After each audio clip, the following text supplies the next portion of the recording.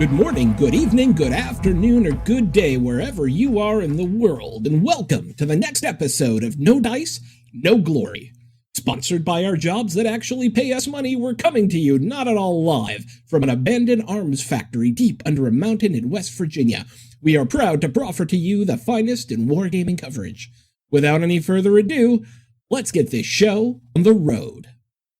Once again, thank you, Sean, and we hope you're feeling better. You got Sean, who does our announcements. You know, he's a voice actor, and he got his Johnson & Johnson shot, and he wasn't doing that well. He had this strange desire to start buying MS Office products. It was very weird, and he felt like he was being followed, but hopefully he's better by the time this comes out. Well, today is Monday, and if this is obviously not coming out till, the next week, but last Monday, everybody should know that it was the Final Four game. I think Gonzaga and Baylor are playing tonight to see who's the basketball champion. But we're also crowning a champion, and hopefully a smaller and shorter format. We got our Final Four. We got the crew here. So we got Liz. Welcome, Liz. Hey, I'm glad to be back. Hey. And then, of course, we have Doc with the Martian, we're going to call him. Hey, everyone. Then we have Alec Jr., Jeff, Jim, Joe from Hex Encounter Wargaming. Hey, everyone. Thanks for having me back. Well, we had to have you back. And then, of course, Mr. Phil Bolger. Hello. Yeah, so we're back. So let's talk about some of the interesting comments we got, and I'm going to start off with the most popular comment, which actually it was a threat. It was from David Thompson saying that if we would have picked his game over Command and Colors Ancients, what did he say? He was going to smack us in the head. It was definitely a threat of physical He would violence. never smack me in the head. That makes me even more nervous because that just means I'm going to get hit twice. Yeah. He was rather unequivocal about that assessment. Yeah, I really thought. But, hey, we're glad he listens, man. And, we're a big fan of his. But, there are some really great games. So there was a few things, I think, in post-competition analysis from the Sweet 16 to the Final Four that we kind of realized. The first one is each one of us had one game that made it to the finals, which I don't know if that was planned, but thank you, Liz. But of course, it's a grand conspiracy theory. Is it? Yeah, we were talking about that. We've all been getting messages from Ianon. Ianon? Elizabeth. Yeah. I'll tell you what, I've been watching that QAnon thing on HBO, and it's awesome. Just because there's just a level of weirdness about those folks. But one of the other things that we realized is, we're all big gamers. We all have a big collection, but nothing from the 19th century seemed to have made any of our top four. Is that because we don't game it? I don't think so, but I realized, I don't know if I really could have put a game from the 19th century up here. That's part of the problem, Mitch, is when you're trying to get folks to get at their core top four, you're really getting at who they are as a gamer, right? And so for me, you really saw that, I'm an Air War gamer, and that's what you're going to get out of me. And Doc, well, we learned a lot about Doc. Whoa. Can I point something out here real quick? Mitch, you're not correct here. I mean, Sky Galleons of Mars is Space 1889, which would very much make it the 19th century. I wasn't going to pick on you this podcast, but if you're going to ask for it, man, no. Well, I got another bone to pick with all y'all here in a minute, but we can come back to that. With me? You have a bone to pick with me? Not with you, Liz, but with everybody else on here who conspired against me. But again, we'll come back to that. Oh, is this how you claim that you were not there for the original conversation and your direction via email did not say it had to be board war games? Exactly. Hey, and Doc, did you realize that on your own, or did one of us tell you, like some kind of intelligence preparation of the battlefield? I will give due credit where it's deserved. And Phil observed this, that in all the communications with me, at no time was miniatures taken off the table. So I'm just saying, I didn't get a memo here. So well, that was a technicality. Like if someone was going to bring up Kriegspiel, that we'd have to allow miniatures. I mean, am I right? Well, with little wooden blocks, we didn't count that for anything else. You know what's even more interesting, and maybe you don't realize it, that a friend and coworker that shares the same name as you didn't tip you off. But it's fine. I thought it was pretty interesting when I was listening to the podcast over again, because it really shows that gamers have varied tastes. And I thought about what 19th century game I could have put on there, and oddly, it was a Command and Colors game. So I think that says a lot about that franchise. And then yesterday in the mail, I don't know if this is a precursor to who might win this, but Command and Colors Samurai Battles came yesterday, and I'm very excited to get the stickers on the blocks. So maybe they're like the UCLA in the 1970s. They're just a dynasty that we kind of have to respect, the Command and Colors series. But do any of you guys play 19th century at all? No. I almost do from a sense of obligation to the study more than anything else. Like I have ACW games in my collection, a number of them that are well regarded and that I get through, and I enjoy them.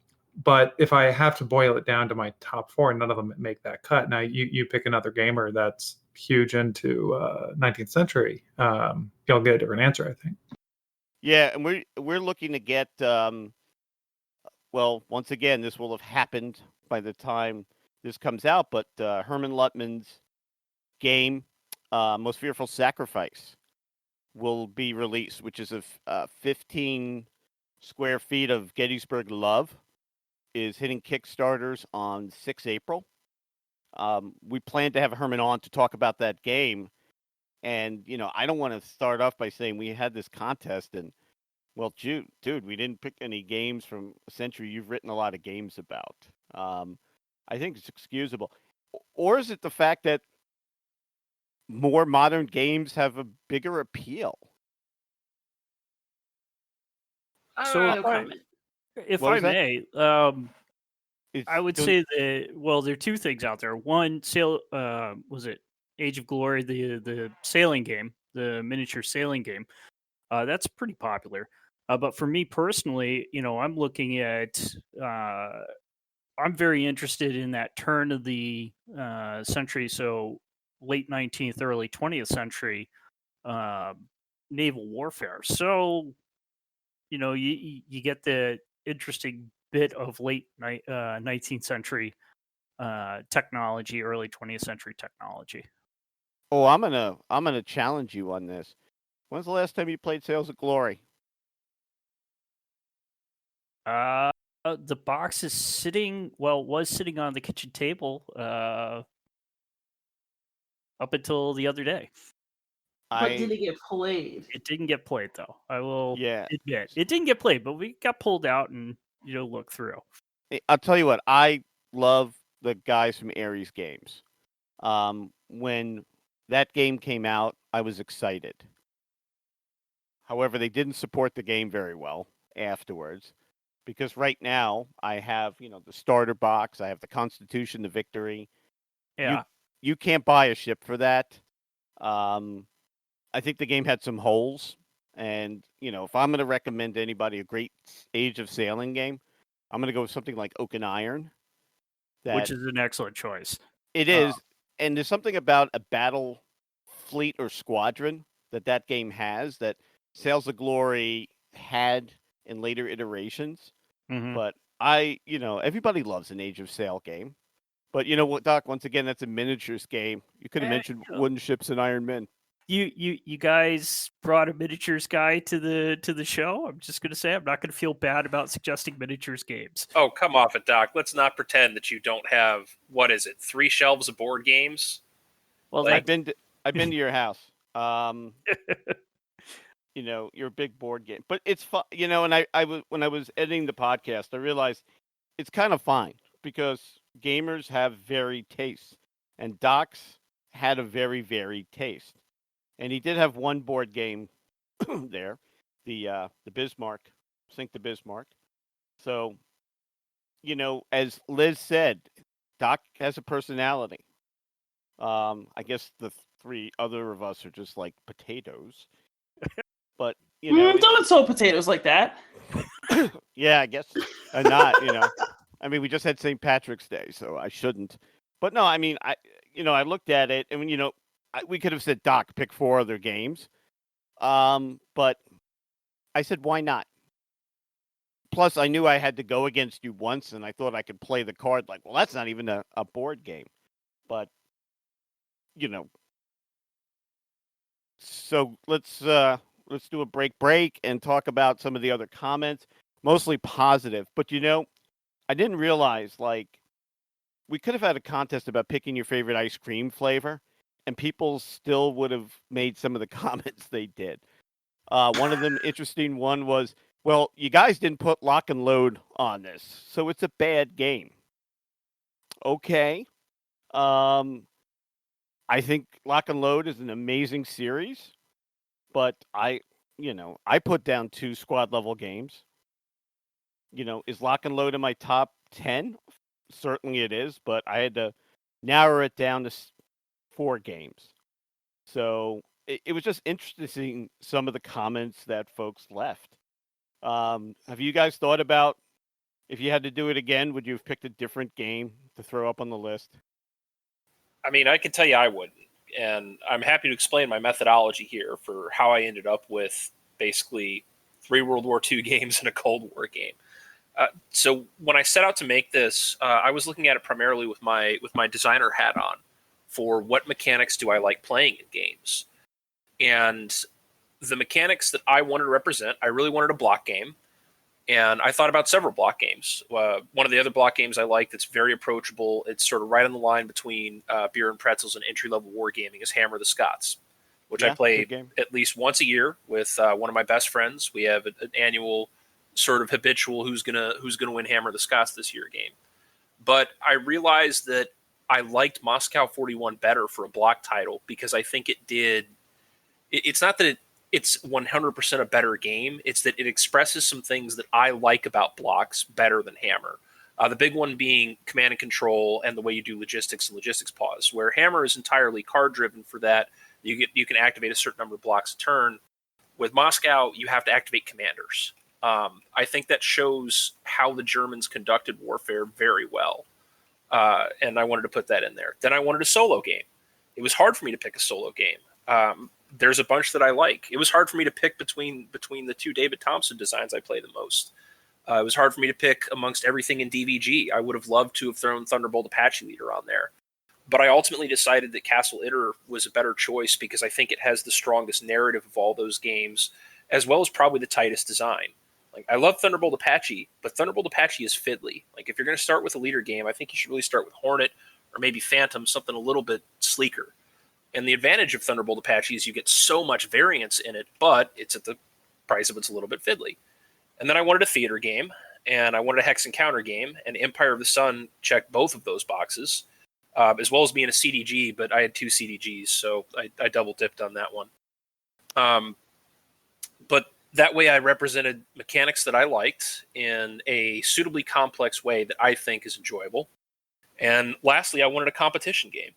I think people are very quick to assume that warfare has to be big battles, but a lot of international relations that get right up to the point of warfare are solved through other means. And I don't think you can look at war without realizing or without adequately examining what off-ramps could you have had.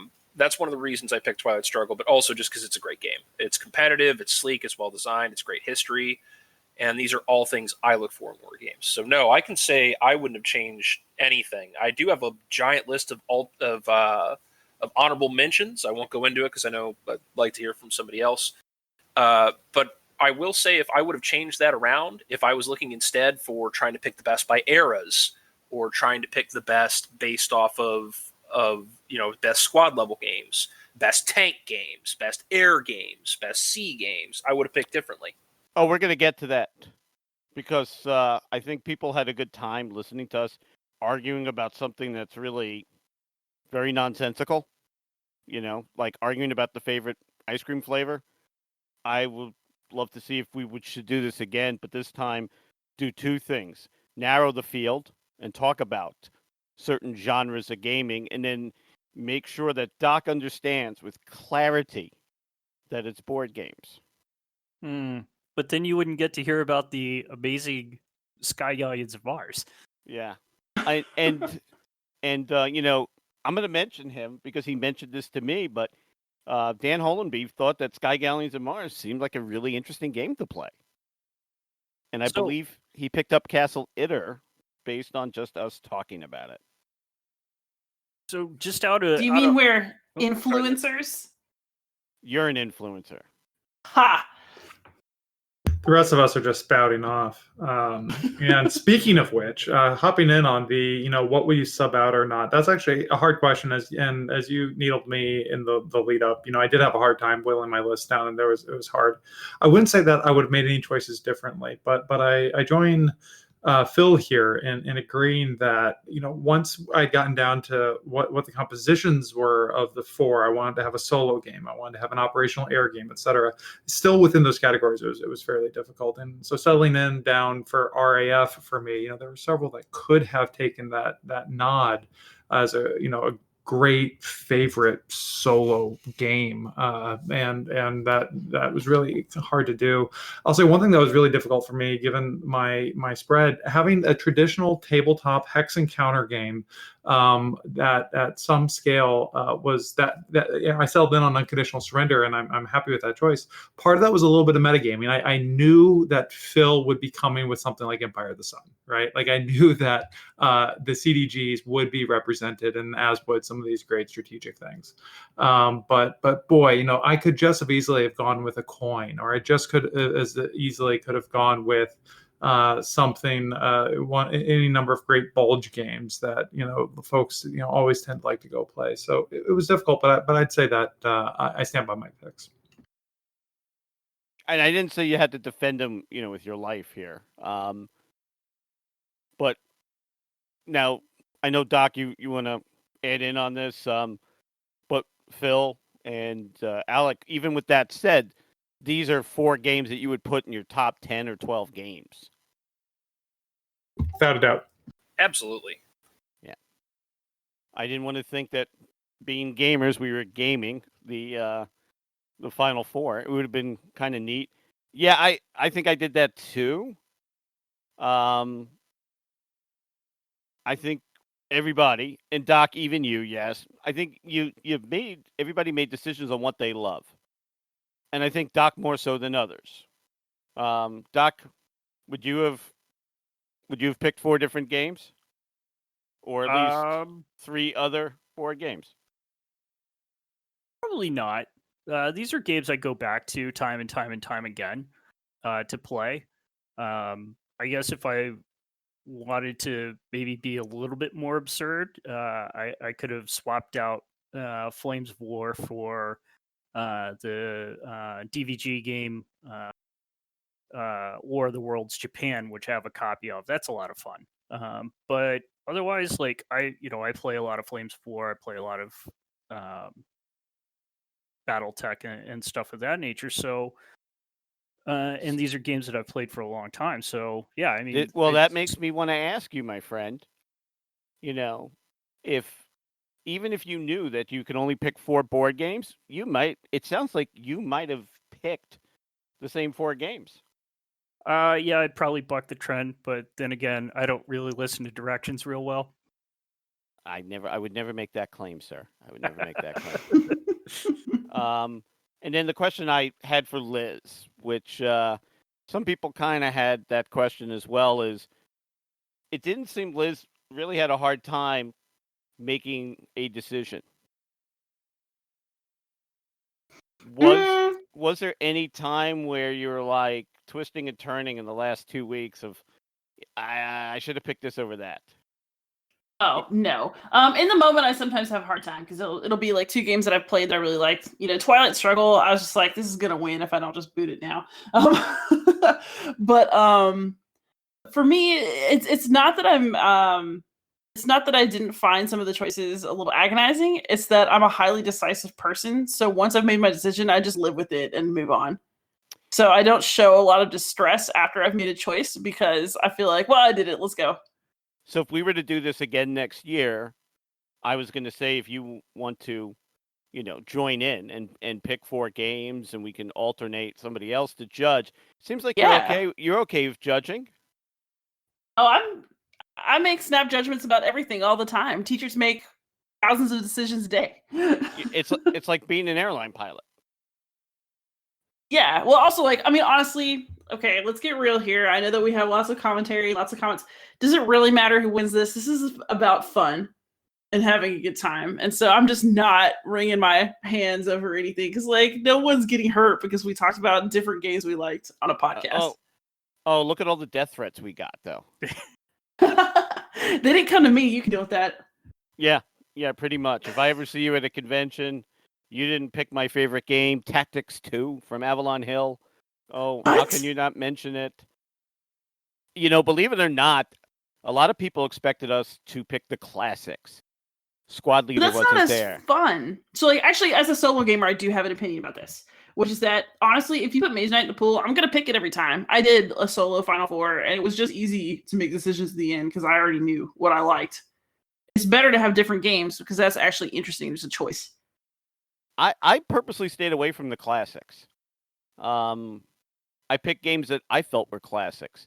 Okay, I'm not making fun of Third Reich. I'm not making fun of Advanced Squad Leader. I'm not making fun of, any of the games I grew up on or, talking ill about them. I just, I think that we start with the classics and I think we move on to games that really kind of fit our tastes. I came into gaming as an 11 or 12-year-old, probably well before some of you guys were born.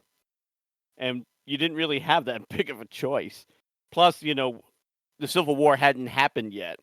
So we didn't have any Civil War games. Yeah, Hannibal hadn't even really got going. Yeah, Hannibal was still a stable boy in the elephant stable. Yeah, there's some classics, and I think there's giant games out there. But then again, I think every year, 1 or 2 games are added to that list of what we consider classics. But the contest was really about what we feel are great games. And I think from informing the folks that are listening, I think that we really gave them if you didn't know anything about wargaming, I think that you got to, other than not mentioning an entire era, the whole Black Powder era, I think you saw the width and breadth of wargaming. You also saw the ease and complexity of some games, too. I mean, these were really varied games. And if you took out the Docs 3 miniature games, just for board war games, I'm not picking on you, Doc, and you started with these 13 games for your collection, I think that you can have years of fun playing these games and never have to buy another because we love these games. What do you guys think of that? Mitch, you may want to remove that in edits because Sky Galleons is not a minis game. Yeah, well, okay, historical game. Historical game. It's a bit of a hybrid, so. It's a hybrid. It's a minis game in the same way like a CMON game is a minis game. But I think those all 16 games, I think folks will like as long as they fit your tastes. And I think they're good representatives of our community, how different picks. I was worried that 2 people were going to pick the same game. And then I said, there's thousands of games out there. What's the chances of that? Next year, I'm going to collude with someone and make sure we have the same list. Just to mess with you. There was no collusion. Are you going to collude with the Russians? You're allowed Yet. to collude. No, I mean, I just found it was interesting too. And I listen to the podcast when I do the editing, so I'm the guy to blame. But I tend not to listen to them afterwards because being on them and then listening to them, I did my due diligence. But I listened to this one again because I thought some of the comments were really, there was a passion that we all showed towards these games. We didn't put fluff in there. I think everybody, and I'm going to thank you, really thought long and hard about some of these games, even Doc. And since nobody said that's what she said when I said long and hard, we probably can move on to the contest. So, what are the seedings? What are the pairings we have today, Liz? Oh, I was supposed to remember that? I figured you would have us do a reseed. Well, that's the question. Should we do a reseed? No, I didn't do that. I was just like, oh yeah, we got like Commands and Colors Ancients versus Sky Galleons. And then there was Gandhi versus it was your game. Company of oh yeah, Command Steel. Storms of Steel. Storms of Steel. There Gandhi? it is. Why did you say Gandhi? Is Gandhi really in there? It was, wasn't it? It is a good game. Did not make it. This is not No, mine. It's Empire of the Sun. Empire of the Sun. There we go. I remember these conversations now. I mean, the Indian National Army is featured in that, so I don't know. Yeah, and Christian All right. Bale. All right, so we got Empire of the Sun versus Conflict of Heroes, and we have Commands and Colors Ancients versus Sky Galleons. Do you want me to just randomly redo those together, or? No, that's fine. No, we could continue. I didn't want to know if you wanted a reseed. I'm going to give you the option as the judge. I don't really think about to reseed. sports. I made like one bracket, and that's all I know how to do. How'd you do on your bracket? What do you mean? I judged the bracket. I made this bracket. Oh, I thought like you actually did. Did any of you guys do NCAA bracket this season? No. Not this year. No. Does So anybody I know? have to tell you, Yeah. there's only one March Madness thing that I do, and it's Lent Madness. It's like these Episcopalian guys pit saints against each other to see who will win the Golden Halo every year. Because I'm an ancient Christianity nerd, I love it. Who won this year? Who did win this year? It's never who I want because I like all the weird Coptic saints. Who is your No favorite? one loves me. It's who is- Absalom Jones is this year's winner. Who would be your favorite saint? Obviously, Shenouda of a trip. I wrote my dissertation about him. I have no idea who that is. He was a very cranky 4th and 5th century Egyptian monk who had these like nuns that he did not get along with, but he was like in charge of them. So he would threaten not to send them food if they didn't confess their sins, and they would send him clothes that didn't fit. Who on this podcast reminds you of him the most? Ooh, definitely Mitch. Is it? And there's nothing wrong with women in tight clothes. I mean, I No. It was him that had to wear the tight clothes. They made his clothes, and they sent him clothes that deliberately did not fit him because You mean they like were a- being spiteful. like a small hotel, no ballroom. Pretty much. Yeah. Actually, one time he was really into showing himself off as an Old Testament prophet. So he only visited these nuns like one time. And other than that, we just have these like furious letters that he writes them. It's fantastic. But he basically decided to rend his garments in the manner of an Old Testament prophet in order to like make a statement about what he thought of their behavior. And one of them accused him of basically stripping and sexually harassing them, and he never went back.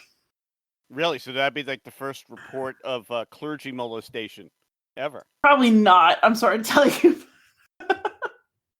That would probably be like what, like Susanna and the Elders? You have a PhD in this. I've read Probably a lot of before that. I've read a lot of the holy books, but I can't say a lot. I've retained a lot of it. I am a Quaker after all. So I accept what you believe. I totally accept what you believe. All right, so let's do Sky Galleons versus Command and Colors Ancients. I'm going to let each contestant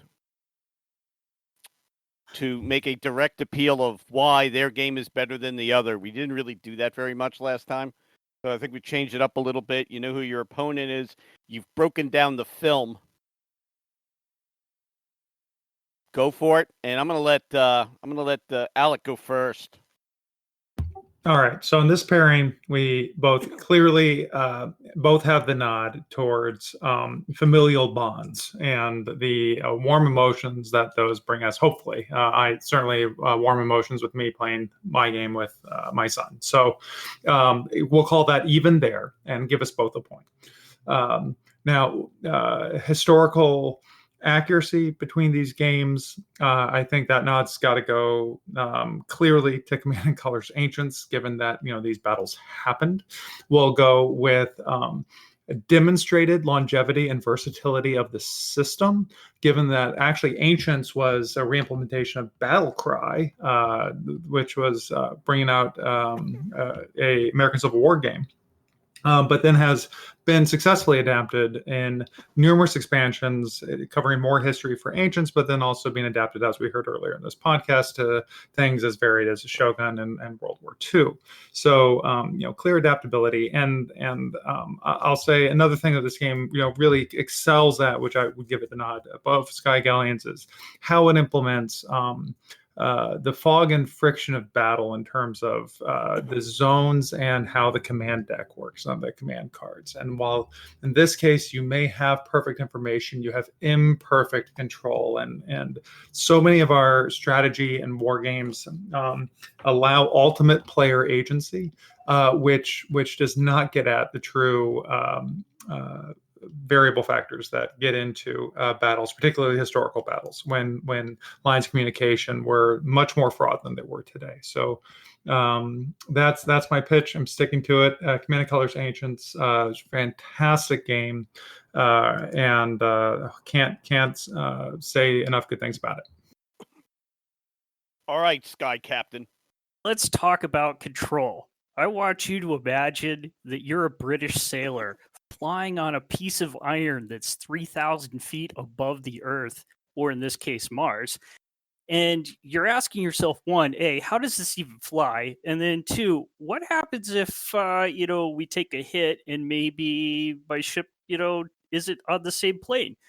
And suddenly you find out that your deck is pitching and heaving and you guys are falling 3,000 feet. Sky Galleons has interesting mechanics for dealing with control and what happens when you lose it. So it's, you may have perfect knowledge of your ship, but your ship certainly is trying to kill you in 3 different dimensions. In terms of longevity, we're talking about a game that was made in the 1980s, right? But it still has a loyal following even today. You can find it on Vassal. You can find it, you can still find copies of it out there. In terms of that, it's also spawned essentially like a 28 millimeter version of itself with, to scale gunboats and figures and that kind of thing. So there's this loyal following that's still out there playing this game, keeping it alive, even after GDW had, disappeared.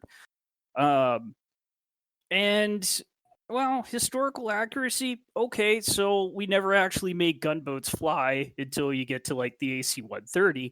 And if that's not a gunboat in the sky, I don't know what to tell you. But in terms of like how the naval artillery works in the game, it's actually fairly good in terms of replicating what, late 19th century, early 20th century naval hardware would have done. Right down to, man, these black powder cannons on these Martian gunboats really obstruct our view every time we fire them.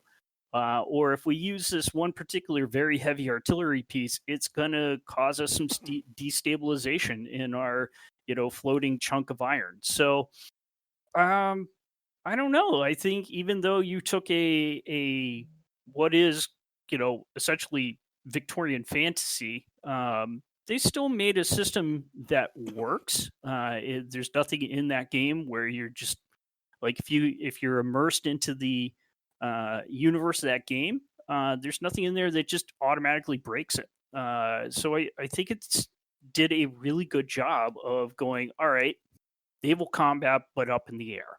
So and it's spawned some, games like Leviathans, which, I mean, you look at that and you tell me it's not Sky Galleons for the 21st century. So now you guys have to answer questions from Liz, myself, and Phil. So let me ask a couple of questions here. I'll start off.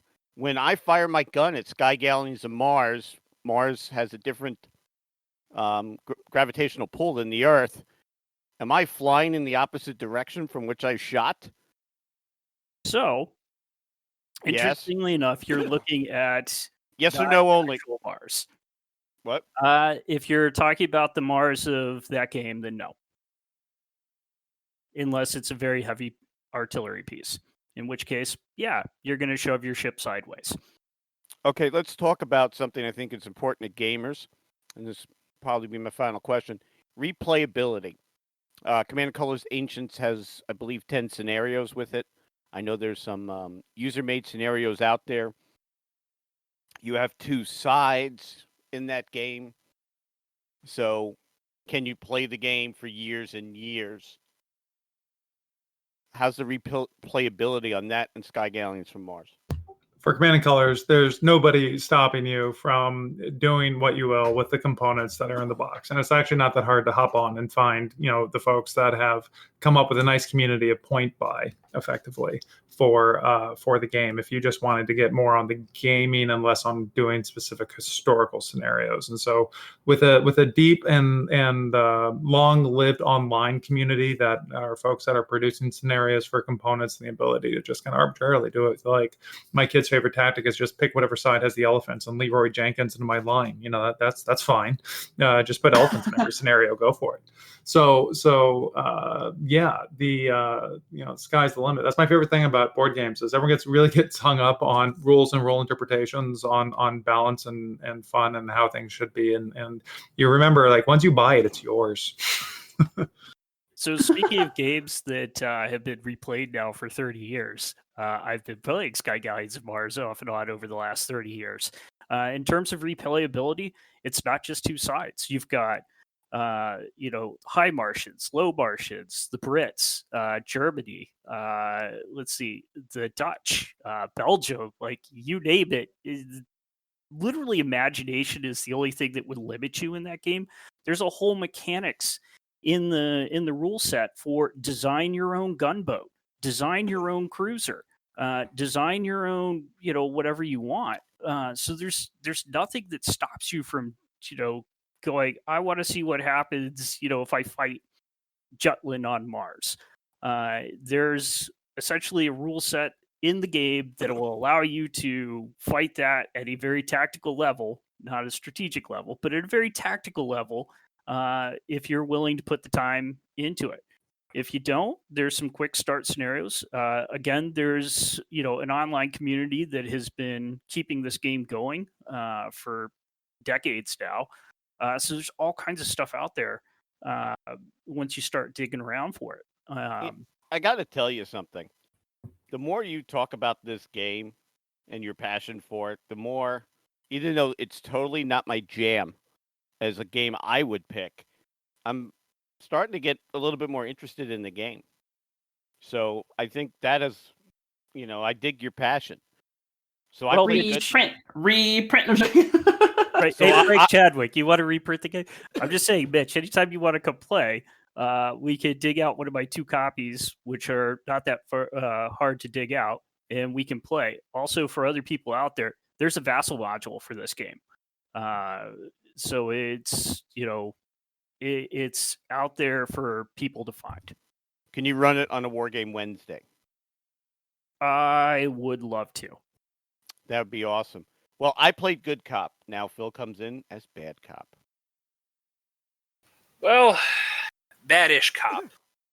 I'll do 2 questions as well. One simple and one difficult. So one of the things that I talk a lot about is accessibility. As far as how hard is it going to be for me to sell somebody on this game, go, hey, I need some time, and I need you to take a subject that you don't like, or that you don't know about, or that you just have no opinion of. Where do these games fit into that? I'll take first crack on accessibility and have the nod towards a first grader can get into the game, right? Like this is a thing that I really want to highlight, which is a real strength of the Command & Colors Ancients design, which is how beautifully it does design for effect, right? It's a very slim rule book that really gets at mostly the core mechanics and a couple of edge cases. But they didn't need to burden down the rules with a lot of rivet counting, right?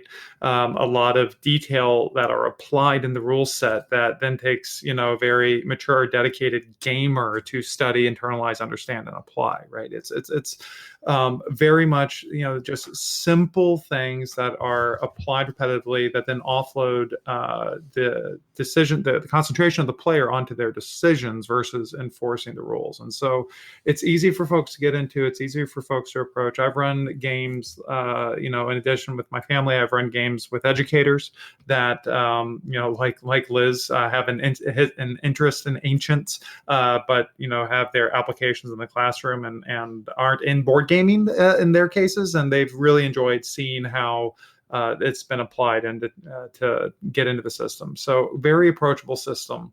And easily something that can be an on-ramping type game for the hobby. How would you like to be a sky pirate? It's a great way to introduce somebody into a game, right?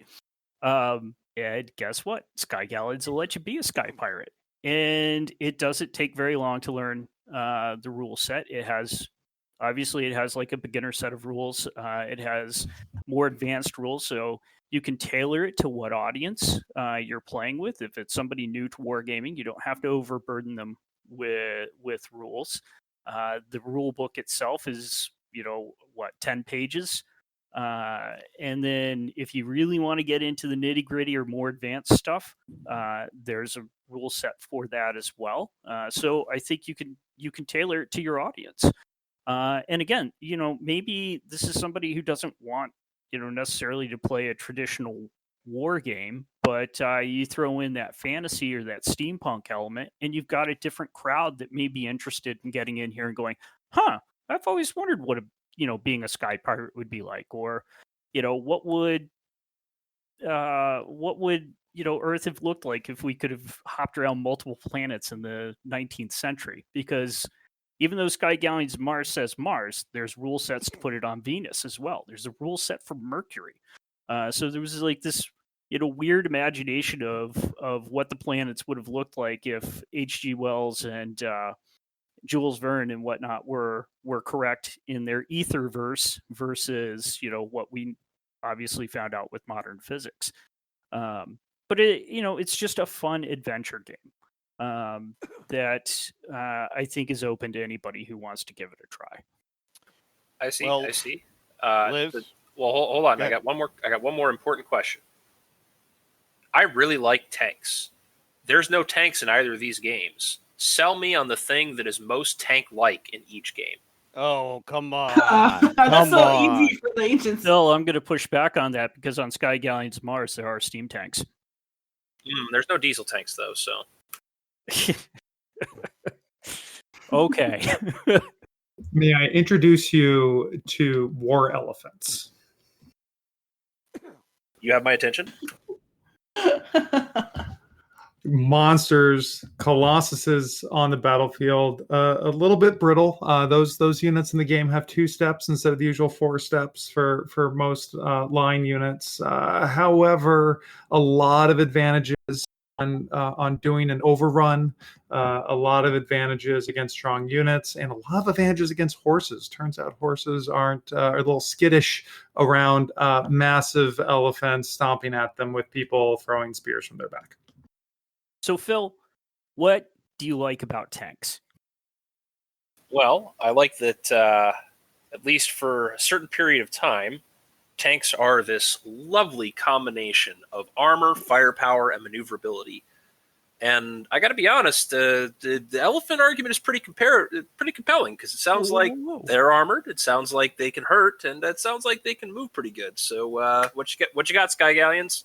What do you think a gunboat is? It's armored. It can maneuver. It has a lot of firepower, as you well know from your experience with the Nordenfelt machine gun. But that's just it, is that when all your crew can be killed by Nordenfelt fire, that's not very tank-like. But we didn't use the cruisers in the game when you played.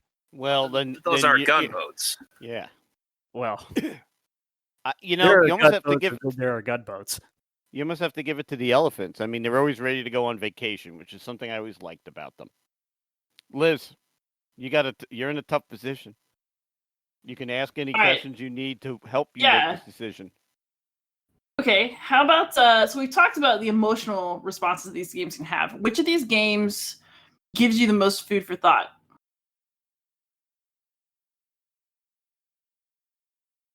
Is that to us or is that to... That's to our competitors. Go ahead, Doc. Again, like the only thing that limits you in this game is your imagination. So it allows you to think up of new scenarios. What if I decided I wanted to be at my own colonial power on Mars, and it doesn't look like anything that we would know from history? Well, you can do that. Like for people who are creative, this game with no preconceived history to run off of, it's up to you to determine what you want to do with it. So it's the imagination. I'm a creative type. I loved the ability to go in and just be like, this is what this thing is now. And Sky Galleons gives you that creative freedom, I think. So in food for thought, the simplicity of the system and approachability does allow a player, should they choose, simply to set up the scenario, play through it, try to find an optimality and beat their opponent. And then you flip the board around and play the other side and go at it that way. But like all good historical war games, this game really does scratch that itch for the inquisitive player, where you set something up and you're playing as the Romans and you're just not well positioned. There's a river in a really bad spot for you, and you've got a couple really low strength units on this one side that's really soft to be attacked by the Carthaginians. And you then flip through the scenario notes and you flip through the designer notes, and then you get on Wikipedia to get a little bit more information and go, why was this so hard? And then you go, oh, well, that's all actually historically accurate. This was actually a very difficult thing to do. And it teases out a thread of curiosity, right? It introduces a player to a scenario experientially, which can then lead to them a greater understanding of it through doing what they're doing and actually just setting it up. Again, it's got a very chess-like quality in that the information's all visible, and you can look at the board and go, this might be not the best way to do it, and think about a better opening. But then allows for a lot of thought and reflection, both during and after a game, as you get to experience a bit of history. Well played. That was a great answer. All right, and then my other question is, if you could go a whole life of gaming, which of these games would be the greatest loss if you never played it? Again. Why is your game the one that has to happen in somebody's lifetime as opposed to the other? Oh, good question. Well, I feel like there are plenty of games out there that allow you to, what if you were Rome? But how many of them allow you to go out there and be a sky pirate? Or, you know what, I want to sail the Martian air seas or something like that. Like, more importantly, why is there only one of those games, Doc? Well, there's more than one, though. It's like I said, it has spawned follow-ons. Again, I allude to Leviathan, which is coming back out. Again, it's still out there. People are still playing this. It's just such a neat concept. The degree of freedom you have to kind of choose your own adventure with this. There are a lot of games I feel like they lock you into, this is how you're going to do a thing. And Sky Galleons doesn't do that. It doesn't lock you in. It allows you to do what you want. It gives you creative freedom over the game itself. And it facilitates that. So, and they're, for me, again, I find it, I don't, when I'm playing games, I like to have that degree of creative freedom. So when a game helps you do that, that's so much better. And that's why, again, it's one of my go-to games. I can choose to do, it's my choose your own adventure, call it, for lack of a better term, I guess. Damn, that made it hard.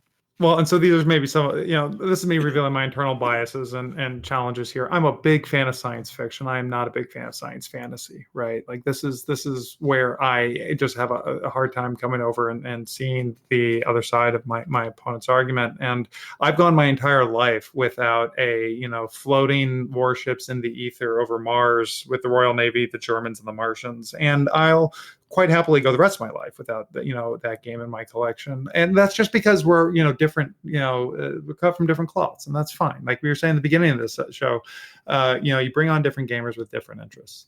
The Command and Colors Ancients, if this game and this system was not around, I think that would be a hole in the gaming repertoire, for what it is and the line of games that it represents, and the really elegant and simple way that it introduces, imperfect command and control in a very simple, very approachable way.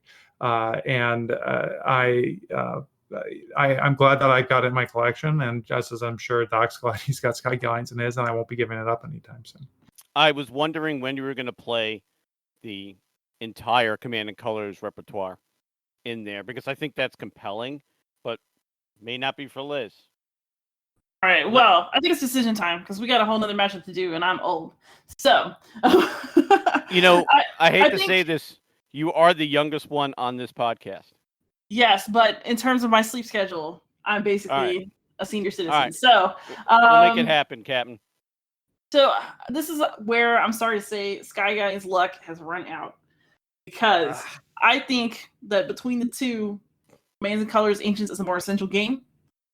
I think first, it's a personal bias as well. I'd rather play a game about Rome any day, and it sounds like Commands and Colors is an exceptionally good execution of that. So like that's something that I need to explore more for myself, to be honest. If I have to choose, that's the one I'm going to play. And I also just feel like when I said food for thought, you went for imagination, but that's not what I was asking. You should have gone for a more literary argument. Do you hear that? I just heard a Sky Galleon crash. That the other one too. Against who I am. I mean, I'm going to go with imagination 10 out of 10 times. So also, I think he said the term Nordenfelt too many times for comfort. And I think a lot of people, we got a lot of hate mail on that. So, yeah, wow. So, Command and Colors Ancients advances to the finals. We're doing the finals in this show, guys. Okay, don't worry about it. Next, Storms of Steel versus. I'm going to let Phil go first on this one because big Christian Bale fan. So, Empire of the Sun. One of the interesting things about our original sort of lineup is that Empire of the Sun was one of several complex choices on there. Ultimately, it was the only complex choice, I'm talking greater than a 5 on a 10-point scale complexity, to make it to the Final Four. I think that's significant because as much as I love accessible games, there's also something really beautiful about well-designed complex games, particularly when they show you the scope of how difficult something was. I think with just how big and broad the Pacific is as a theater, before you even include war, when you're just talking about the difficulty of traversing it via ship or via the types of aircraft you have in the 1940s, it is an incredibly daunting proposition. And again, this is before anybody's shooting at you. Then you start looking at people are shooting at you. Which people? Oh, well, you're Japan, so everybody. You've managed to anger or fight a supermajority of the Pacific. You have to fight the colonial powers that are there. You have to fight the Chinese, and even though that's an indirect part, it is an important part of the game. You have to fight the Americans who are coming over because they're mad at you. And you have to do all of this on land, on sea, and in the air. And each little part of this is subject to all sorts of wrenches that can get thrown in it. Again, your codes can be broken, and that great plan you had can go just totally wrong. At one point, you can, Yamamoto could be assassinated, and he's replaced with a subpar replacement. This hurts, especially when you're banking on his command points to get you just enough to extend just a little bit further. And I also think with that, with the sheer number of decisions you make in Empire of the Sun, it is meaningful to me that most of these decisions, if not all of these decisions, are very meaningful. You're always trying to get more things done, no matter what cards you have, and no matter how good your opening hand is, no matter how good any given hand is, you never feel like you have enough because there is so much to be done. That is a lovely feeling to be had in any kind of historical game, because it gives you an appreciation for how difficult it is. One of the sort of nasty side effects of wargaming is you will run into a type of grognard that assumes that they can fight history better than the people that fought history. There was actually a James Bond villain from the Timothy Dalton era. It was an arms dealer that was like this. And Bond breaks into his lair, and he's the guy goes on some monologue about how he would have won Waterloo by putting something different somewhere. And it's just one of those things you roll your eyes. A complex game can disabuse you of that notion that, no, you probably don't know how to do this better, even when you think you do. It shows exactly how hard the problem set was. And that's before we start getting into how well designed is the game, which is very. The research is complete. Every single part in EOTS has a purpose, and each purpose fits within another purpose. Altogether, it is one beautiful, harmonious engine of an incredibly difficult problem for two very determined combatant coalitions.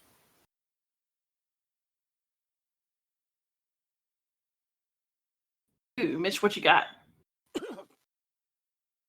Yeah. I'll keep this short because somebody has to go to bed, and I want to make sure that she's well rested. Look, everybody appreciates the monster game. I think everybody has a monster game in their collection. However, when you're looking for a game to play, a monster game sometimes you just can't do it, because I think for some of these games, not every grognard can play it. I think there's a skill level that's involved with these games. And I'm not bashing. I think Empire of the Sun is a game I really want to play one day. But let me talk about Conflict of Heroes. Award-winning game series, part of a franchise of 4 games. Very successful 4 games. Always nominated for awards. One of the things, and I didn't even bring it up 2 weeks ago, is if you are interested in the subject matter and you're new to war games, the way that they designed the game booklet, you only have to read 4 pages to play the first scenario. And as you progress in the game, you read more and more of the rules booklet, and it really kind of is a tutorial unto itself. I think it's amazing. It has a card mechanic that could change anything at a moment's notice.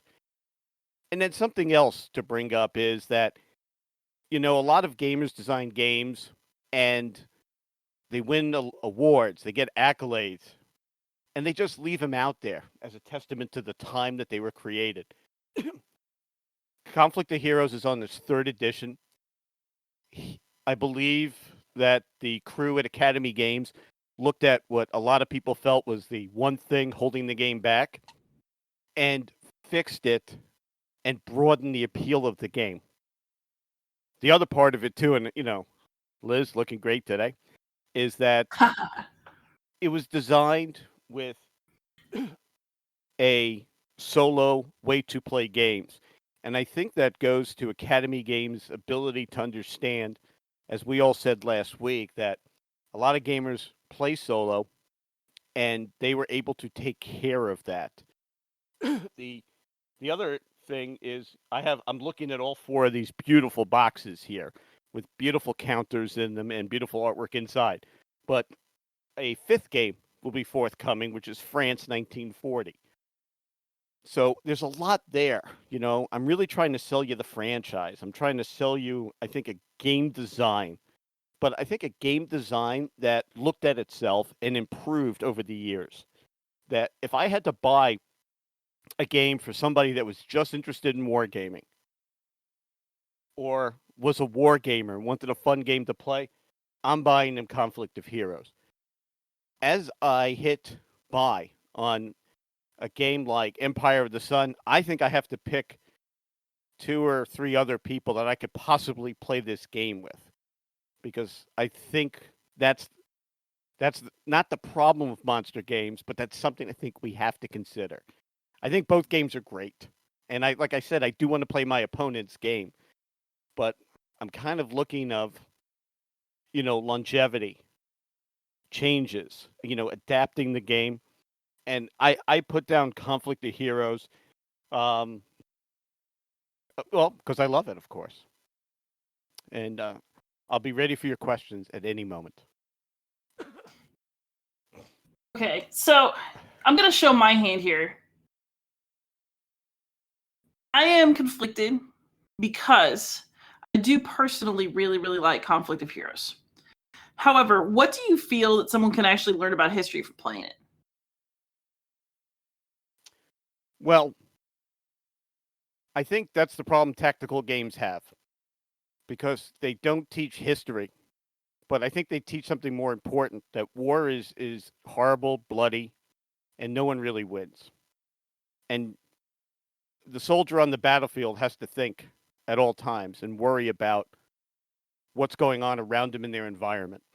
So while the game focuses on, you know, the Russian-German fight, it shows you how Russian soldiers fought because of their, you know, different morale, how their units are, you know, costed differently than the Germans. There's certain things that in the game I think are great. And then when he wrote the Pacific game, you know, morale for the Japanese, where they go berserk and charge, once again, it teaches you how the war was fought. I think it teaches you how humans fought, how people fought in that period. And people still fight today because the weapons that used in those games are still around today. Does it teach you about history? It teaches you about yourself and humans a little bit more. I will turn it over to Phil. I got a different question for Phil, because we know that Empire of the Sun has that. So here's my question. What's the value of a game that more people dream of playing than actually play? It's a fair question. There is a question for, is it possible to make a game that, regardless of whether it's good or not, will it ever leave the box? However, I do think there's value. I think there's value because if the limited constraint is time or available opponents, as opposed to quality of game, there may still be something useful to learn there. And in this particular game, I think there is. I think for people that are looking for how does a theater of war in the 20th century work, I really can't name a better game. I can name games that are technically more complete on that. I can name games that are technically more in depth or more, I guess you'd say, even on going the other way, more approachable. But I can't think of one that's as good, in my opinion, that manages to scratch all those itches.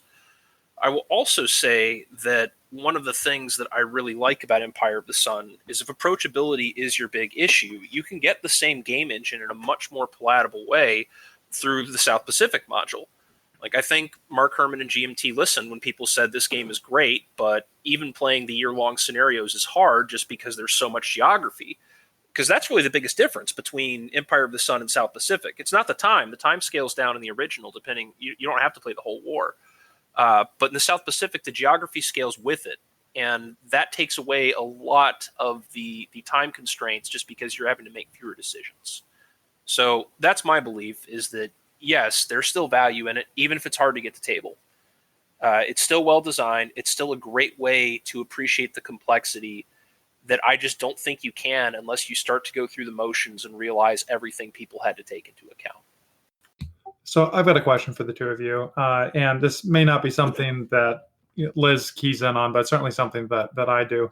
Can you talk about the suitability of these titles for play by mail or play by email? While certainly a lot of war games and maybe most war games do end up getting played solo, and we all really do enjoy our face-to-face interactions. If nothing, this COVID timeframe has convinced us all that we have other ways of doing it. The Vassal PBEM server that is here on. What platform are we on? Discord. That's on Discord. Has twice the membership of No Dice, No Glory. It's a very active place. So how do each of these games lend themselves to asynchronous play? And is that a positive thing or not for the game? That's a clown question.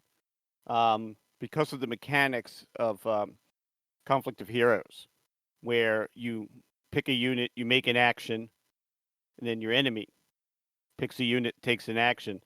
I'm sure you can do it. There is a Vassal module, but play by email or play it step by step, I think would take too long because units keep acting until they're spent. And that could be just, for one move, and then they're spent for the rest of the turn. And then your opponent goes the back and forth. It plays quicker. So I don't know if you could play it by email. I wouldn't want to. So I'd have to concede that one. By contrast, Empire of the Sun definitely plays well by PBEM. The biggest time suck with Empire is the planning.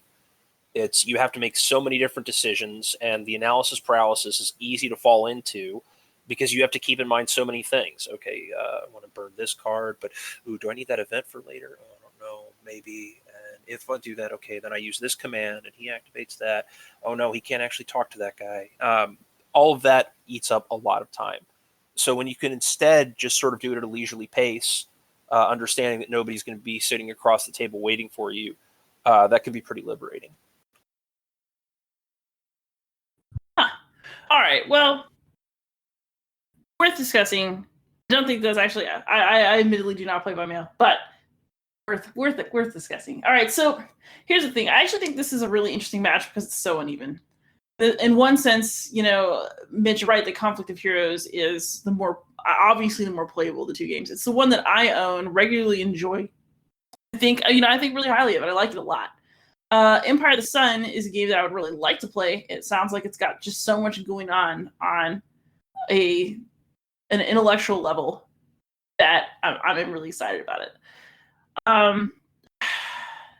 And let me just throw in there, if I lose here, I'm glad that I won't have to go up against Command and Colors Ancients. I'll just put it like that. Well, unfortunately, a hard one. Okay, so here's the thing. I love Conflict of Heroes, I do. But there is, and I really appreciated your reach for learning about oneself while playing a pew pew tank game. But that game is way too fun to be about the cost of human life. I'm sorry. That game has also an inherent shallowness to its context. You could retheme that game and put it anywhere, and unless you actually care about tank stats, then it wouldn't matter if you played Conflict of Heroes in space. It would still be fun, but it wouldn't be really any different feeling, in my opinion. So I'm gonna have to go with Empire of the Sun because I think it's doing something more. I just can't. I love Conflict of Heroes, but I just can't give it to it because it just doesn't dig deep enough for me to see it as one for the ages. Well, once again, well played. And I am glad I don't have to go up against Command and Colors Ancients. So we're down to our final two, ladies and gentlemen. I don't know. I really think you cannot pick two more different games to go against each other in the battle for the championship here for 2021. And we will do this again next year. And Doc, you can pick whatever you want next year.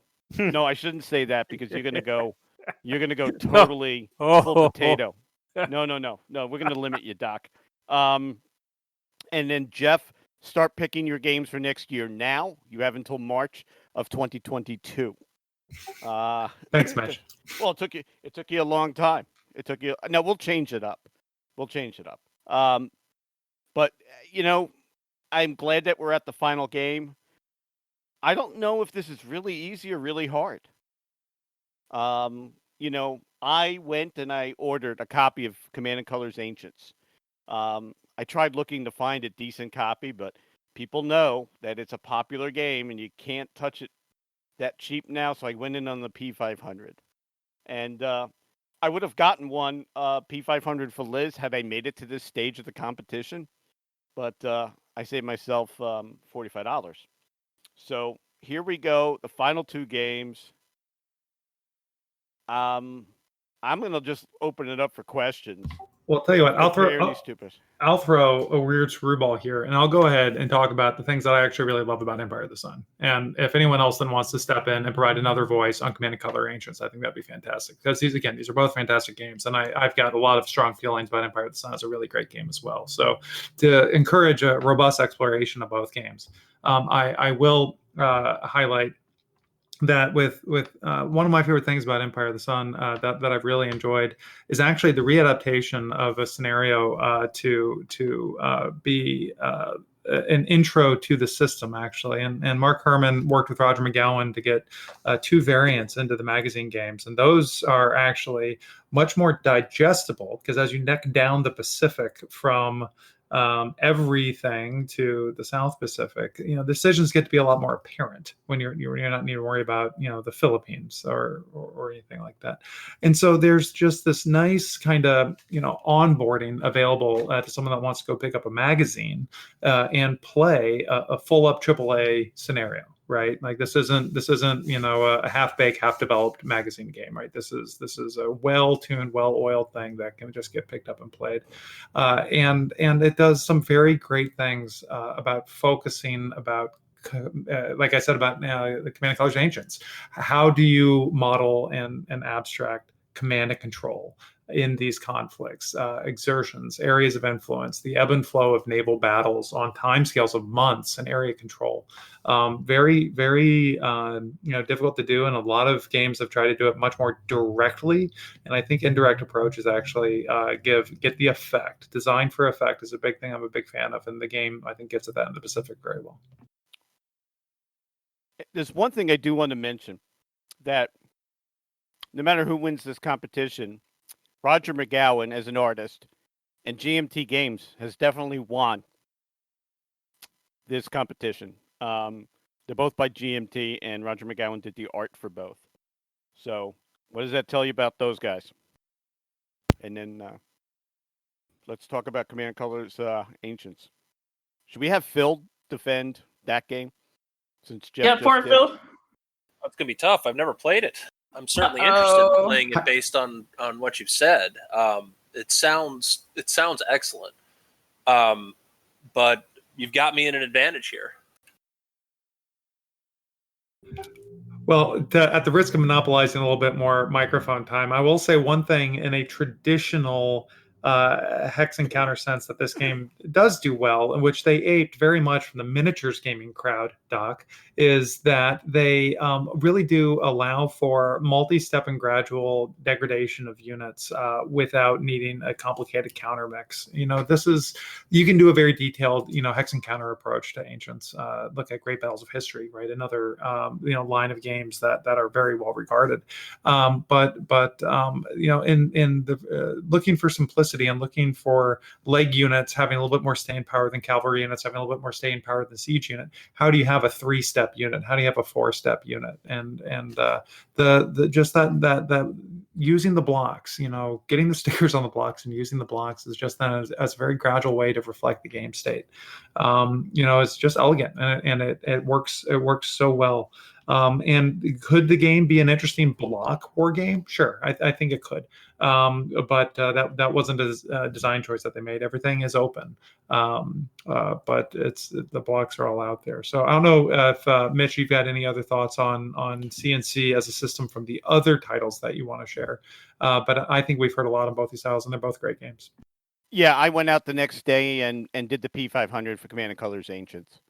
I'm probably going to do it too, actually. But here's my question about Command and Colors Ancients. So We've heard a lot about elephants and how cool they are, but I want to hear about other scenarios. So, how do these scenarios differ from each other? What makes them really good on both a fun and a historical level? Yeah, good question. So I'll say the biggest things that vary scenario to scenario are one thing is the side's disposition in terms of how much information and influence they have. The hand size, as it's abstracted in this game, more capable sides and better starting positions will end up with more cards in their hand, which gives the player then more choices and a more likelihood of having a card that gets them to a position where they want to be, as opposed to the other side, which may represent a more inept commander historically, will have a harder time getting to a position that they want. At times when terrain was decisive, the game does have a limited set of terrain rules relevating broken ground or elevation or rivers, things of that nature, which will then affect largely unit movement, right, and restricts the flow of forces. The breakdown of each side in terms of the number and strength of cavalry units, the number and strength of missile units, the availability of leaders to keep lines together and exploit things, really do vary a lot scenario by scenario, and are then largely, of course, influenced by key leaders, terrain, and events in the battles that the scenarios represent in very useful ways. And so each of the scenarios does end up playing and feeling differently, and they're all balanced differently. If you play scenario one, one side's going to win 60% of the time, and that's not necessarily a game balance issue in so much as it is a battle balance issue, right? Maybe the hypothesis of the designer in that case may have been that one side was favored, which is why in these asymmetric setups, Carthaginians versus Romans, Syracusans versus that you the best way to play competitively or with a friend competitively is to turn the board, right? Go ahead and play each side, get a chance to feel each side, and you get the true test of skill through playing from a side that you feel is disadvantaged. All right, and then my question about Empire of the Sun. So the game is clearly very well historically thought out. It's clearly very sprawling. It covers a lot. But what's the most satisfying aspect of gameplay? What is good about it beyond how much it can encompass? You could drink during gameplay and it won't affect anything. Well, that's every game. Sorry. It depends on who you are, I suppose. Yeah. I would say it's really watching the way your operations come together. As you start to get a sense for the game and how different pieces come, it can get very, very satisfying when suddenly, for as many times as it's frustrating that things aren't where you need them to be, it's so enjoyable when they are. When everything comes in and the combined firepower score you have is so decisive at just the right moment, even if it's just the one turn surge, it's just enough for you to get exactly what you needed done. That I think is the most satisfying part of it. And usually that involves multiple cards setting it up. Like there's kind of an exception. The Japanese, they start off with the invasion of Malaya and the attack on Pearl Harbor that give them a ridiculous amount of activation for both their sides. And that kind of gets you a taste of like, this is what you can do if you can get enough things into place, but they never get that amount of log ever again. So you have to go piece by piece and put things in order and just get these small little surges. And when they work out, it's great.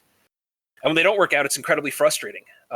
When your enemy, not even attempting to interrupt your grand plan, but just through poor coincidence, accidentally puts up something that jeopardizes your control or puts an Airzoc in a route you wanted to go, it's very frustrating because then suddenly, oh man, I burned so many ops points just trying to get these guys into position and we can't complete. What else do you do? And it teaches you to plan sort of with some forecasting for that. Don't send guys to one area with the hopes of hunting one thing, because in Empire of the Sun, odds are good it's not going to happen. You're either not going to get critical mass or the opponent is going to deliberately or even accidentally interrupt it. And the longer it takes you to assemble stuff, the more likely it is the other person sees it.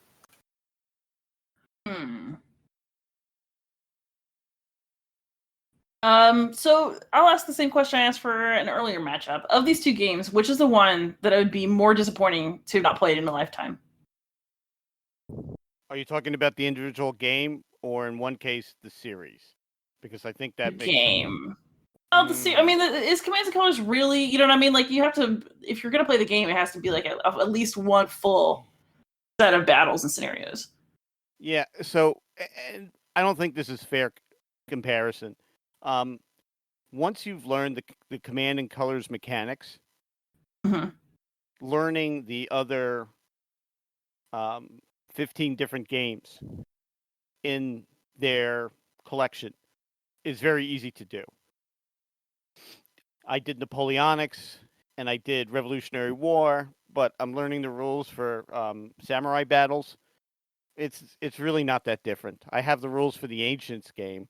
I don't know if that'd be a fair comparison because, you know, it's like I said, there was a game I want to play, and then there's a game I bought afterwards. So, you know, I'll throw that out there.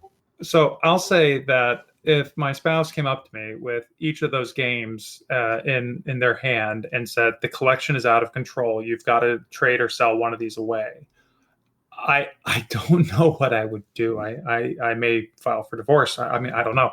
That would be very, very difficult, Chase. And I can't say definitively that I would pawn off Empire of the Sun before I would pawn off Command and Colors Ancients. Like I would have a really hard time with that. But both of those games are endearing for their own reasons. You know, I'm very connected to Command and Color Ancients, and it's so easy to get to the table to play it, to go through a scenario and do stuff. But on the other side, you know, for a good thing or a bad thing, the Empire of the Sun has such a steep learning curve that there's more reward the more you play, right? It's a little bit baffling, bewildering. There's a lot of bad choices in your first 3 playthroughs, but the more time you spend with it, the more you get to appreciate the design and get to make good choices. So I would have a really hard time with that decision. And that decision, Liz, are you ready or you have more questions? No, I think I'm ready. Okay, so I was just thinking about this. So I did not want to give it to Conflict of Heroes because I thought that it just wasn't enough in terms of what you could get out of it beyond fun gameplay. I really respect what Empire of the Sun is doing, but maybe in some ways it's like just a lot in terms of what your average gamer is going to be able to enjoy and get something out of as an experience. I think that maybe Commands and Colors Ancients is the thing that's in the middle, where you're really getting something out of these battle tactics and what it was like. You could actually play both sides in an evening and pick up that information and that feel, but you're also picking up something substantial from gameplay, especially if you're looking at it across different eras. So Empire of the Sun really seems like a badass game. Am I allowed to say that? Oh, well, it's too late. Yeah, you certainly can. But I really think that Command and Colors Ancients is going to be the one between the two of those, because I think that it's the right combination of thoughtful and doable. So we have our 2021 champion.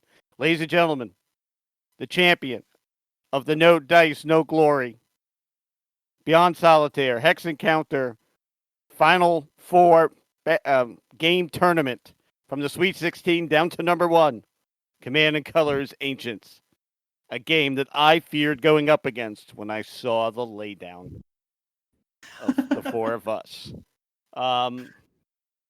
You know, with that being said, I have to tell you that some of these games I don't have. Some of these games I've since bought, but more of these games are things I really want to play one day. I don't think there were any losers here. And remember, this is all our personal 4 games that we picked. Now, I do know, and Phil, I could be wrong, but Empire of the Sun would be your number 1 game in most lineups, correct? Yeah, probably more often than not. I mean, I got to put my cards on the table. I have a strong bias towards the the Pacific Theater of operations. I don't think it's not gamed as much as I'd like. And on top of that, I'm just a sucker for showing how complex large-scale planning is. You know, complexity is easy to misunderstand, and even when you do understand it, there's always more. Yeah, this wasn't easy. No, but it wasn't easy. But you know what? It was delightful. I learned a lot about a bunch of different games, and it made me really think about and appreciate like how much there really is to play. So I've actually, I've been going through quite the gaming dry spell and really having a hard time feeling motivated, just because I think we've all kind of hit that COVID wall, and this is a rough year to be a teacher. So I've been less motivated, but this has actually really restored a lot of my spirit, if that makes sense. Because hearing about all these different games has got me excited enough to start moving again. Actually, that was one of the comments we got. Thank you guys for restoring my will to live. Well, there were a lot of good games here and a lot of best in breeds and the various things that they do, be it a card-driven game or be it a miniatures game or be it a aerial naval combat on extraterrestrial planets, right? Like there were a lot of games that truly represented the best things that they were doing, and Command and Colors is truly a heavyweight of a game, but I think we could have done pretty well with a lot of these, getting a good nod. So good job to everyone on coming up with a lot of great games to talk about and consider. Yeah, most certainly, definitely. I think a lot of folks have learned a lot about games that aren't in their collection. Phil, I do want to play Empire of the Sun one day. There's no doubt in my mind.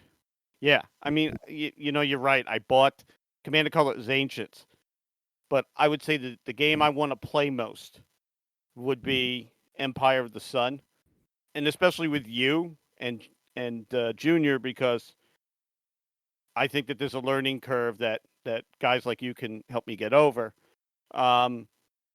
If you guys could, and we'll wrap this up, name one game that you didn't know that much about coming into this competition that you would like to play that you didn't put in the competition.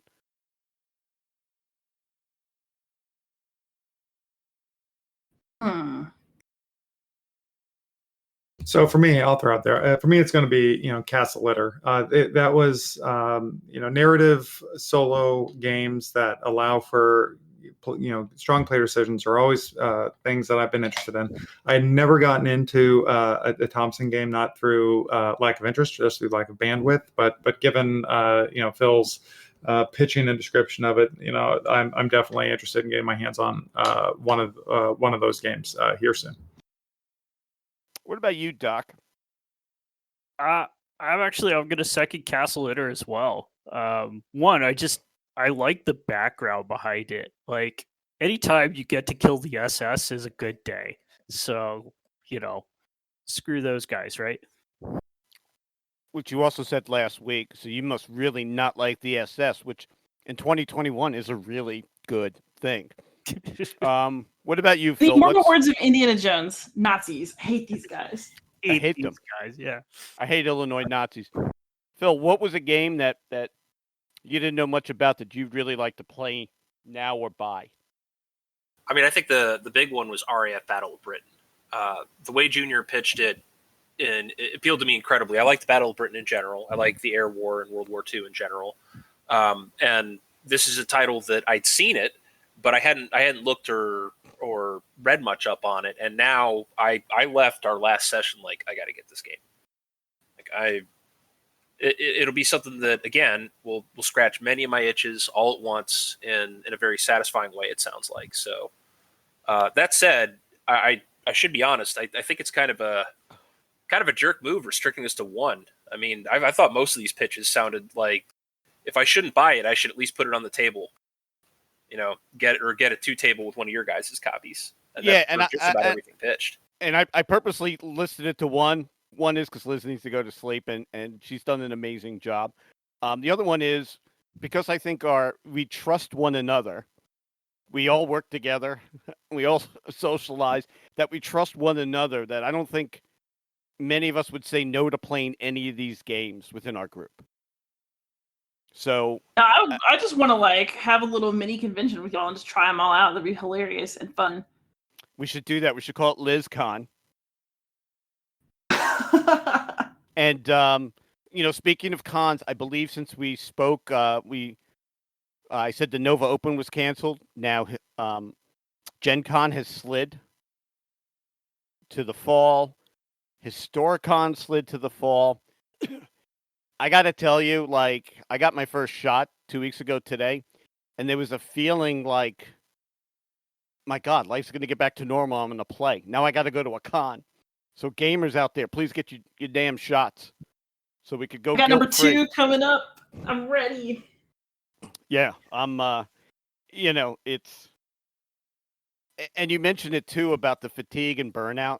But I think I've probably bought as many games or components of games that I already play during lockdown than I would have had there been no lockdown. My only problem is I'm not getting them to the table fast enough. So hopefully when this thing ends, we can start playing together again. Well, the real final basketball game right now is Baylor 26, Gonzaga 10. I'm pulling for the Zags to finish the undefeated season, much like Command & Colors Ancients. I think that was a tough one, and I was like, ooh, that's a rough game. So I'm going to let everybody get a final word in, but I want to thank the four of you so much for doing this. We've done almost 5 hours of podcasting together. I would cast again with this crew anytime, any place. And even you, Doc. Board games next time, sir. Board games. But Oh, come on now. each of you guys, I'll give you guys each a final word, and then we'll let Liz go to bed. So I'll lead off here. Thanks for having me, and thanks for running this podcast. I think having forums where we can introduce listeners to our favorite games and why they're there can only help but to grow the hobby, particularly if we can cast the net pretty wide here. I got into wargaming listening to a podcast and discovering Downtown, right? And that opened my eyes to an entire area of the hobby. So, the more folks that we can get exposed to this hobby wargaming and showing the richness that exists here, I think the better it is for all of us. So for all of you No Dice, No Glory listeners out there, come on in. The water's fine with all these historical tabletop games that aren't based on minis. Doc? Well, I would like to say it was an honor being on the podcast and, getting to go up against all y'all. I would be honored to hunt Sky Pirates with any of y'all over Mars any day. So, thanks for having me on, and it was a good matchup. It was. Philip. Well, yeah, definitely. Thanks so much for having me on. This was a lot of fun, and kind of to go with what Alec was saying, I don't think it's a bad thing to have a huge diversity of opinion on what types of games are good. When I look for reviewers for anything, for movies, for games, for books, I always try to find somebody that's going to match my taste, that's going to say the kinds of things that I care about, and that's going to identify the types of things I like. And then once I know that person, every time I see they post a review, I'm much more likely to give it credence. I think this is the same thing, that if you liked what we said, you should talk to us more. Those of us that have places you can follow us, myself, Doc, and Mitch write for NDNG. Alec is on Hex Encounter, and Liz is on Beyond Solitaire. You should absolutely keep tuning in. And if you didn't, well, I think you got two things you can do. The first thing is you can be a jerk about it. I can't stop you. It's the internet. Yeah. I think that would be a bad thing to do. But the second thing is you can hear us out and get an understanding for why people might like games that you don't. Because that's something I always wonder about. It's of these 16, these were all games that I understood why people liked. Mostly either I didn't know them before and they were pitched very well, or I already knew them and knew that these were good games. But I always like hearing from people when I think of a game that I don't like, and they can talk about, well, here's why I do. It gives me a good perspective and usually some points to bond with too. Yeah, and I'll tell you what, that for me was exemplified with Sky Galleons and Mars, because it went from, what's Doc doing here, to, I'm going to give that a try. All right, Liz, you want to take us out and talk last and give us your final thoughts. Yeah, absolutely. I am really pleased that y'all let me judge this, given my absolutely questionable qualifications. But I had so much fun hearing about all the games, and I sort of feel like, really, I mean, it sounds cliche, right? But every game that made it into this was a winner for somebody, because picking your top 4 is hard to do. And I think that it was really just a delight to hear about all these different games that did so many different things. It was hard to compare them sometimes because they took up such different roles in somebody's collection. And I think that reflecting on all of that and celebrating that is a really, really good thing. And I'm glad I got to be here for it. Yeah, and thank you very much for taking time out of your busy schedule. I know you get tired. I didn't really care if the students suffered the next day. It's kind of what they're there for. But, I love your podcast. I listen to it all the time. And she is probably one of the best podcast interviewers, because it's an interview show that is out there. So please listen to Beyond Solitaire. I've also been hitting the Hex Encounter subreddit, and there's some really interesting conversations. I noticed people there are not also shy. They're not shy whatsoever about their opinion. And, it's a place where no one's going to say your opinion's dumb. But, there's so many outlets out there where you can learn about games, the diversity of games. And, there's some interesting games. But I always go back to play what you love, play what you know. And then I will turn it back to Sean, who taught me those beautiful words. And we look forward to seeing you again. We will be doing this again next year. However, all the games have to have their titles as anagrams. See you in 2022. Thanks so much for joining the show tonight.